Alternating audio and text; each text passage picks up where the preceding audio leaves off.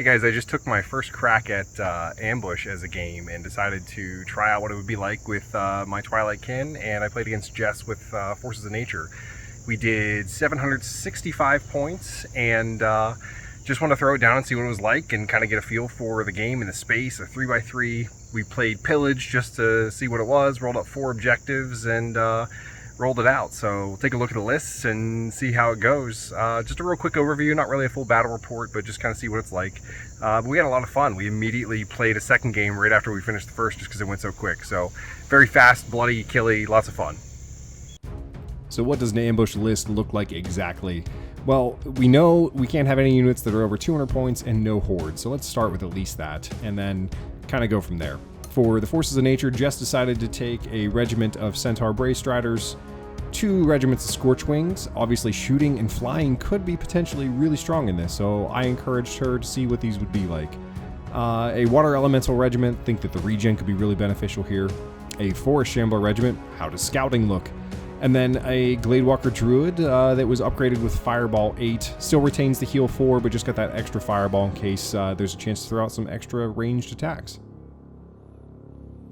For my Twilight Kin, as they are now at least, I decided to go with an Impaler's Regiment, a Gladestalker Regiment, and a Gladestalker Troop. Again, scout and shooting seems like it could be a pretty powerful combination. Let's see what happens.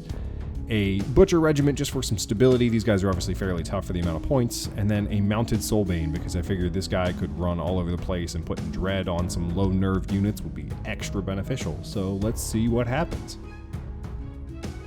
For deployment, we tried to set up a battlefield with a lot of terrain. You still do get 24 inches of a gap between the armies. You get basically a 6-inch deployment zone. I put my Gladestalker Regiment in the back corner behind some terrain so I could scout up into it and then shoot away. The Butchers, kind of my anchor. Soulbane, sort of a quick response option. Other Gladestalkers and Impalers on my left flank by the hill so that I could take advantage of that. Sheepwater Scorchwings on the flanks, Centaurs in the middle to take advantage of the terrain, obviously with Pathfinder, and then the Water Elementals with Strider. Druid can anchor away and heal and all those extra fun things they can do. So, should be a good setup. We each did some quick scout moves, and she wanted to take advantage of trying to go after the objective as quickly as possible. This is usually how she plays in full-scale Kings, so she wanted to position up there, and I just moved up to be in range of shots.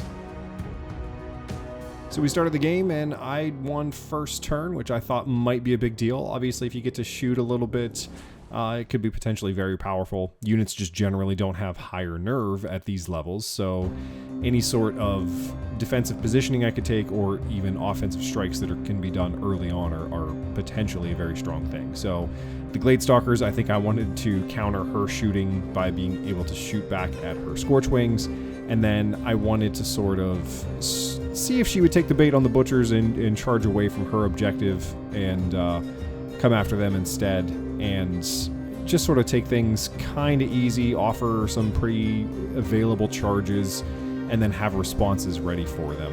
Gladestalkers did shoot at the Scorchwings, and I think that they had cover in this shot, and then they did not have cover here because they're height 4. Shooting ended up doing, I think, 4 damage to that Scorchwing regiment on the right, and then wavering the one on the left. And she was absolutely thrilled to take the charge with the Forest Shamblers.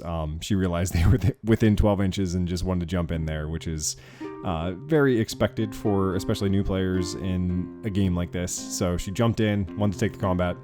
She took a nice defensive position with the Centaurs and the Water Elementals in the middle, and the other Scorchwings were just stuck, unfortunately. But that Gladewalker Druid does have heal, and a special rule that allows it to reroll 1, so healed back 3 of those wounds, and the Scorchwings are looking a little bit better. Combat here, the 4 Shamblers didn't do a whole lot, I think maybe 3 wounds to the Butchers, which is still respectable. And here's where we are at the end of the round.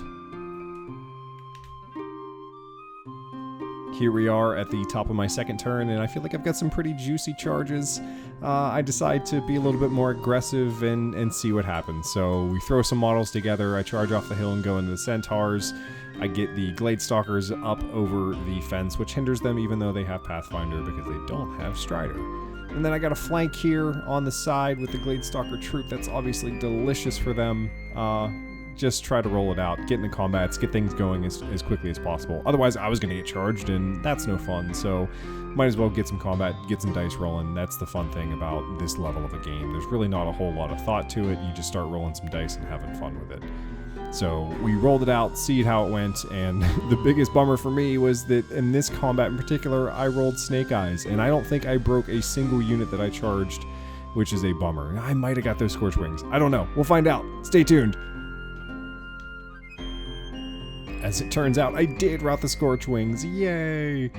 The Druid's still there, though, and the Impalers are in a pretty sticky situation. And I got so excited because this was an opportunity to show off the new charge mechanics on her turn.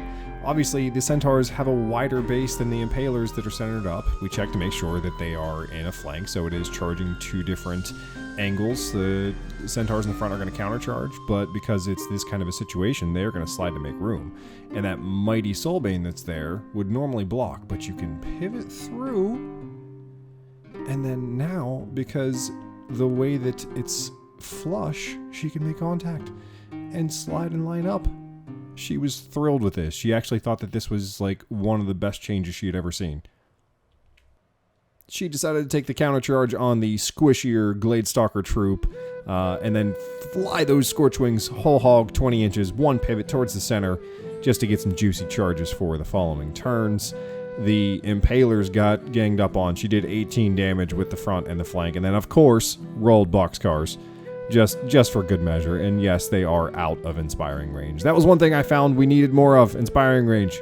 She reformed towards the center, but the Forest Shamblers did not take out the Gladestalkers, which was nice for me. Didn't even need the inspiring there. And of course the Druid, he's still stuck. Sad Druid is sad. Starting into turn 3, I had to take the juicy rear charge with the Butchers, and then I just issued a back order with the wavered Gladestalkers. Forgot to mention that. And of course the Butchers did some work, but the other Gladestalkers decided to shoot into Mountain Dew voltage Scorch Wings and actually pick them up. And then the Butchers, when you get a rear, I mean, come on, even at a regiment level, they're going to do enough damage. I said, you know, try and give me a pouty look, and she said I can't. She was having too much fun still, even though things weren't really going her way, so it worked out. Here we are at the end of my round. This is round 3. The Druid is gone, and she is just left with those 2 units. At this point, it's full-on aggression. Water Elementals into the Butchers. Centaurs into the wavered Gladestalker troop. I mean, in a flank. That's gotta work in her favor, right? She decides to take him in, and of course, as expected, they get picked up. The Butchers, she unfortunately puts a waver on them. And Butchers have Fury, which means they get to countercharge anyway. Now, she's in a tight spot. The Gladestalkers are going to be able to throw shots, even with cover.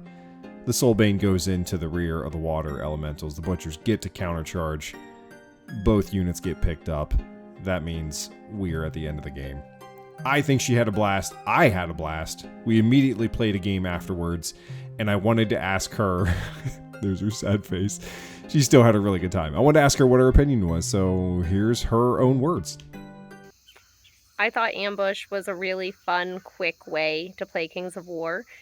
Even though Kyle tabled me, I had so much fun that I immediately asked to play another game after filming.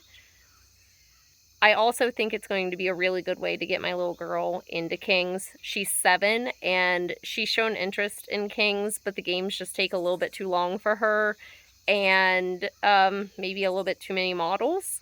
So I think this is the right time frame and the right amount of models on the table to finally really get to introduce her to the wargaming world. So just like that, 2 quick games of Ambush down, and it was a ton of fun. I haven't played a lot of Kings lately because it's just hard to get games in, and this was a really good refresher course for what the game is supposed to be. I think you could use it to test out battle groups or just get fun games in an evening or before a tournament. They're really quick, really bloody, and I think that you can keep it fairly balanced and fun. So it's a great thing to try out to get new people into the game, and I hope that people are encouraged from seeing something like this and are looking forward to getting their own games in. Thanks, guys.